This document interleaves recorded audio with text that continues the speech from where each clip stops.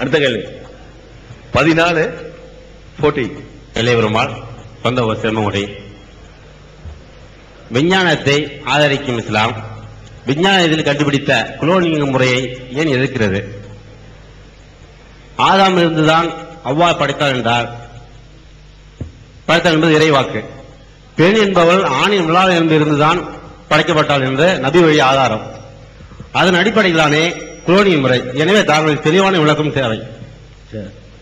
அதாவது இஸ்லாம் விஞ்ஞானத்தை ஆதரிக்கிறது என்று சொன்னால் குளோனிங் முறையை இஸ்லாம் ஏன் எதிர்க்கிறது அப்படிங்கிறது அவங்களுடைய கேள்வி.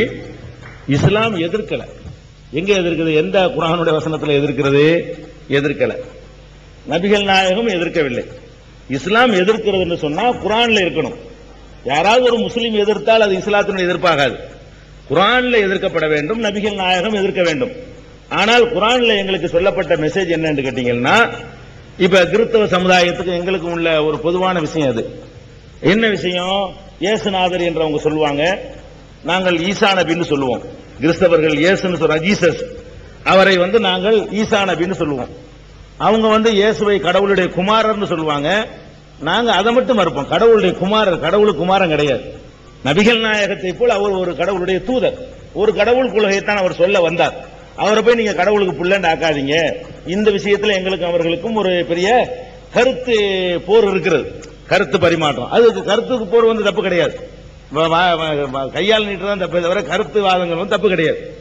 அந்த ஈசா நபியை பற்றி, இயேசுநாதரை பற்றி நாங்களும் சொல்றோம், அவங்களும் சொல்லக்கூடிய கருத்து என்னன்னு கேட்டா, அவர் தந்தை இல்லாமல் பிறக்கிறார். அவர் கன்னி மேரிக்கு பிறந்தான்னு சொல்லுவாங்க பாருங்களேன். கன்னித்தாய், அதாவது கணவன் இல்லாத ஒரு பெண்ணுக்கு கன்னி மேரிம்பாங்க. நாங்கள் மரியம் என்று அவங்களை சொல்லுவோம். அவங்க மேரின்னு சொல்லுவாங்க. முஸ்லிம்கள் மரியம் என்று சொல்லுவோம். இப்ப மரியம் என்ற மேரிக்கு இயேசுநாதர் பிறக்கிறாரு. மரியமுக்கு கணவர் இல்லை. இப்ப கணவர் இல்லாம அது பிறந்ததை பற்றி திருமறை குர்ஆனும் அது சொல்லுகிறது. திருமறை குர்ஆனும் சொல்லு எப்படின்னு கேட்டா, இறைவன் தேவதூதரை, வானவர் என்ற தேவதூதரை அனுப்பி உனக்கு ஒரு குழந்தை பிறக்கும் என்று நற்செய்தி சொல்லுகிறார். அப்ப அந்த அம்மா கேட்கிறாங்க, எனக்கு எப்படி குழந்தை பிறக்கும்? எனக்கு தான் கல்யாணம் ஆகலையே, ஆணை எனக்கு யாரும் தொட்டது இல்லையே, எனக்கு எப்படி அந்த குழந்தை பிறக்கும் என்று அவங்க கேட்கிறாங்க. அப்ப அவர் இறைவனுடைய தூதர் வானவர் விளக்கம் சொல்றாரு, இது உம்முடைய இறைவனுக்கு எளிதான காரியம். சொன்ன பதில், உம்முடைய இறைவனுக்கு இது எளிதான காரியம். உன்னையும் உன்னுடைய மகனையும் அகில உலகத்திற்கு ஒரு எடுத்துக்காட்டாக படிப்பினையாக நாம் ஆக்கவிருக்கிறோம் அப்படின்னு சொன்னதாக குர்ஆன் சொல்லுகிறது. இதுல ரெண்டு விஷயத்தை நீங்க கவனிக்கணும். அவர் தந்தை இல்லாமல் பிறக்கிறார் இல்லையா, அதை சொல்லும் பொழுது குர்ஆன்ல வர வாசகம் கால ரப்புக்கி ஹுவ அலைய ஹய்யினுன், டெக்ஸ்ட் அரபி டெக்ஸ்ட். இதுக்கு என்ன பொருள்னு கேட்டா, இது உமது இறைவன் சொல்லுகிறான், இது ரொம்ப எனக்கு லேசு. எது லேசு? ஆண் துணை இல்லாமலே குழந்தை பெற செய்வது எனக்கு ரொம்ப லேசான காரியம் அப்படின்னு இறைவன் சொன்னதாக குர்ஆன் சொல்லுது. எனக்கு தான் முடியும் என்று அங்க சொல்லல, எனக்கு லேசுன்னு சொன்னாலே அதுல என்ன அடங்கி இருக்குன்னு கேட்டா, கொஞ்சம் கஷ்டப்பட்டால் உங்களுக்கு முடியும் அடங்கி இருக்கிறது. தனக்கு மட்டுமே முடியும் என்ற ஒரு காரியத்தை இப்படி வார்த்தையை போட்டு சொல்ல மாட்டாங்க யாருமே. எனக்கு இது லேசு, எனக்குத்தான் முடியும், உங்களுக்கு முடியாது என்று அங்க சொல்லப்படவே இல்லை. அதுல சொல்லும் பொழுது அது எனக்கு ரொம்ப லேசானது அப்படிங்கிற வாசகம். இரண்டாவது அவரையும் அவருடைய மகனையும் அகிலத்தாருக்கு வஜஅல்நாஹா உப்னஹு ஆயத்துல் லில் ஆலமீன், அவரையும் அவருடைய பிள்ளையையும் அகில உலகத்திற்கு ஒரு எடுத்துக்காட்டாக படிப்பினையாக நாம் ஆக்கினோம் அல்லாஹ் சொல்லி காட்டுறான் குர்ஆன்ல. படிப்பினை என்ன அர்த்தம்? அவர் எப்படி படிப்பினை ஆவாரு? இதை ஆய்வு செய்தீர்களேயானால் இது மாதிரியான ஒரு டெக்னாலஜி உண்டு. ஒரு 25 வருஷத்துக்கு முந்தைய இது இல்ல. 25 வருஷத்துக்கு முன்னாடி உலகத்தினுடைய கணக்கு என்ன? ஆம்பளை இல்லாமல் குழந்தை வர முடியாது. உலகத்தில் உள்ள எல்லா ஆம்பளைகளையும் காலி பண்ணிவிட்டு பொம்பளையில மட்டும் வச்சு ஒரே ஒரு ஆம்பளை இருந்தான்னு சொன்னா அவ்வளவு பேரையும் தாயாக்கி விடலாம். ஒரு ஆணிடம் இருந்து எடுக்கிற ஒரு தடவை எடுக்கிற அந்த விந்து துளியில இருந்து 30 லட்சத்துக்கு மேற்பட்ட குழந்தைகள் என்ன செய்ய முடியும்? அதை உருவாக்க அவ்வளவு இருக்குது. அவ்வளவு குழந்தை ஆகுறது இல்ல, ஒண்ணுதான் குழந்தை ஆகுது. 30 லட்சம் பேரை குழந்தையாக்குற அளவுக்கு ஒரு டைம்ல ஒரு ஆணிடம் இருந்து சக்திகள் வெளிப்படுகிறது. அப்படிங்கிற நேரத்தில் ஒரு வாரத்தில் 50 பேருக்கு என்ன செய்யலாம்? அந்த கருவின் மூலமாக நவீன யுக்திகளை பயன்படுத்தி கருவடையை செய்யலாம்னு பெருமையை ஆம்பளை எல்லாம் சொல்லிட்டு இருந்தாங்க. ஆம்பளை இல்லாம நடக்கவே நடக்காது அப்படின்ட்டாங்க. இப்ப என்னன்னு கேட்டா அவ்வளவு ஆம்பளை அழிச்சு விட்டா கூட பெண்கள் என்ன செய்ய முடியும்? குழந்தை பெற முடியும். உயிரணுவின் மூலம்தான் குழந்தை என்றதை மாற்றி மரபணுவின் மூலமாகவும் குழந்தை பிறக்க செய்ய முடியும். உயிரணு என்பது என்ன? நம்ம அந்த எல்லா பகுதியிலிருந்தும் அந்த சாரை எடுத்து விந்தாக எடுக்கப்படுறது உயிரணுங்கிறது. மரபணு என்பது மனிதனுடைய எல்லா உடம்புடைய ஒவ்வொரு செல்லுகள்லையும் அந்த மரபணு இருக்கிறது. என்னுடைய இந்த இடத்திலிருந்து ஒரு செல்லை எடுத்து அதுல உள்ள சில பகுதிகளில் அந்த வெடிக்கை செய்து நீக்கிட்டு அதை கருவறையில் செலுத்தினால் அது குழந்தையா வளர்ந்துடும், அது குழந்தையா வரும். ஒரு பெண்ணிடத்தில் அவளிடமிருந்து ஒரு மரபணுவை எடுத்து அவளுடைய கருவறையில வளர்த்தோம்னு சொன்னா அது குழந்தையா உருவாயிரும். உயிரணு தேவையில்லை. மரபணு என்பது ஆண் பெண் ரெண்டு பேர்த்தையும் இருக்கிறது.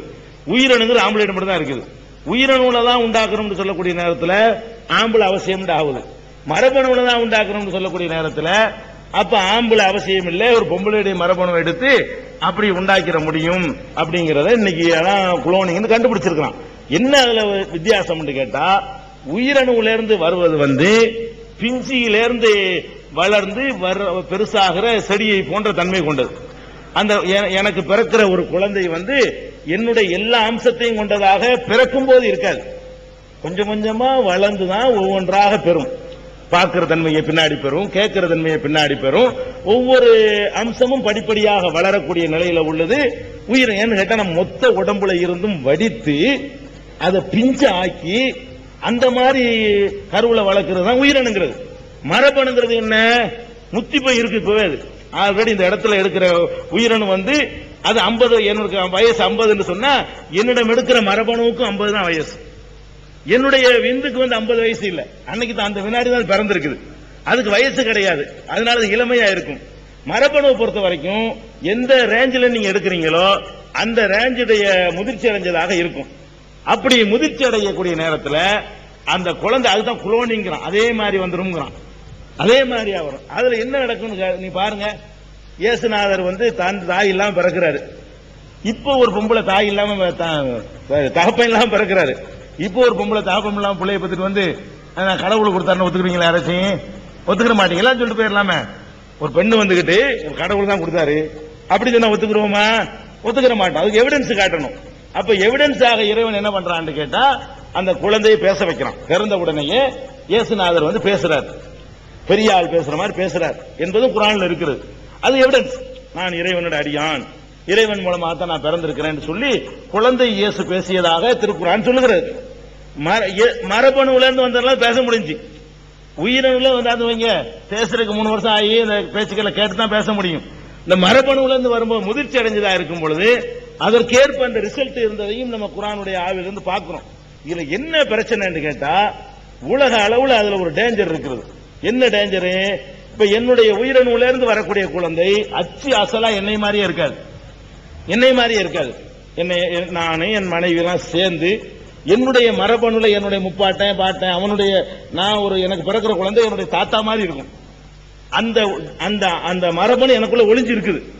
அது அதனுடைய தாக்கம் இருக்குமே. ஆனால் எனக்கு பிறக்கிற குழந்தை எங்க தாத்தா மாதிரி இருக்கும், என் சாடையில இருக்காது, எங்க முப்பாட்ட மாதிரி இருக்கும். அந்த மாதிரி எல்லாம் இருக்கிற காட்சியெல்லாம் பாப்பீங்க. இதுல என்ன பிரச்சனை நடக்கும்னு கேட்டா அப்படியே அச்சு அசலா ஒரு ஆள் மாதிரியே அப்படியே வந்துடும், எந்த மாற்றமும் இருக்காது.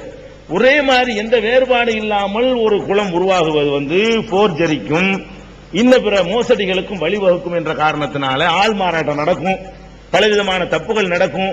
இன்னும் சொல்ல போனால் ஒருவன் இப்ப என்னை நான் ஒரு மோசமான ஆளா இருக்கணும் வைங்க, என்னை மாதிரி ஒரு 50 பேரை உண்டாக்கி விட்டுவிட்டு தடுமாற வச்சுட்டு போயிடுவான்ல.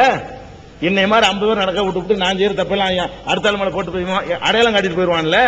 அப்ப அந்த மாதிரி என்னை மாதிரியே ஆள்க ஒவ்வொருத்தனு கிரிமினல் பூரா நினைஞ்சிருவாங்க, தப்பா யூஸ் பண்ணி தன்னை மாதிரியே தனக்கு பிறந்த குழந்தை தானே கஷ்டம். ஏதாவது பொம்பளையை பிடிச்சி இவனுடைய மரபணுவை சொல்லிட்டு போயிடுவான் பாட்டுக்கு. 50 புள்ள பெத்து போயிடும், அவனுக்கு எனக்கு ரத்த சம்பந்தம் எதுவுமே இருக்காது. இந்த 50 என்னவா இருக்கும்னு கேட்டா பழி சுமக்கு, நான் செய்யற அக்கிரமத்தை எல்லாம் பண்ணுவேன். இந்த மாதிரியான மோசடிகளுக்கெல்லாம் அச்சு அசலா என்னை மாதிரியே எல்லா வகையிலையும் உருவானால் அது உலகத்துக்கு போலீஸ்காரங்களுக்கும் பெரிய வேலை. இப்ப சிண்டு பிடிச்சிட்டு இருக்கிறாங்க, ஒரு நிர்வாகம் பண்ண இயலாது. அப்படிங்கிறதுனால உலகத்தில் உள்ள அரசாங்கங்கள் தான் அதை தடை செஞ்சிருக்குது. மார்க் அடிப்படையில் இஸ்லாம் தடை செய்யல.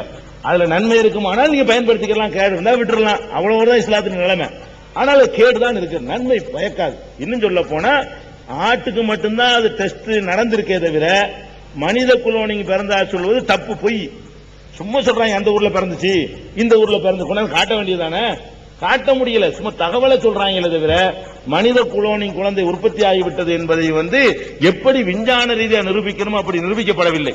பேப்பர்களுக்கு நாங்க பாதுகாப்புக்காக ரகசியமா வைத்திருக்கிறோம், வெளிப்படுத்த மாட்டோம், அந்த ஐரோப்பாவில் ஒன்று பிறந்திருக்குது ஆப்பிரிக்காவில் ஒன்று பிறந்திருக்குன்னு கதை விட்டு இருக்கிறாங்க. ஆட்டை கொண்டாந்து காட்டின மாதிரி காட்ட வேண்டிய டாலியை காட்டினீங்க, டாலி போய் சேர்ந்துருச்சு. இப்ப ஆட்டை உண்டாக்குனாங்க, ஆடு போய் சேர்ந்துருச்சு, அது வாழ வேண்டிய அளவுக்கு வாழல, அது யோசிக்க வச்சிருக்குது. ஒரு ஆடு சராசரி எவ்வளவு நாளைக்கு வாழணுமோ அவ்வளவு நாளைக்கு குளோனிங் ஆடு வாழ முடியவில்லை, அது ஒரு பிரச்சனை அதுக்கு ஏற்பட்டிருக்கிறது. அதனால குளோனிங்க இஸ்லாம் எதிர்க்கலாம் இல்ல, எப்படி விட்டுருக்குன்னா நம்மள்ட்ட விட்டுருக்கு. நல்லது தரும் நினைக்கிறீங்களா, ரிசல்ட் செய்யுங்க, கேடுதான் வருமா விட்டுருங்க, கேடு தரக்கூடிய எல்லாத்தையும் தவிர்க்க வேண்டும் என்ற பொது அம்சத்துல தான் தடை வரும். அது நன்மை தருங்கிற அளவுக்கு நிறுவனமானால் அது இஸ்லாம் கொடுக்க நிற்காது, அவ்வளவுதான்.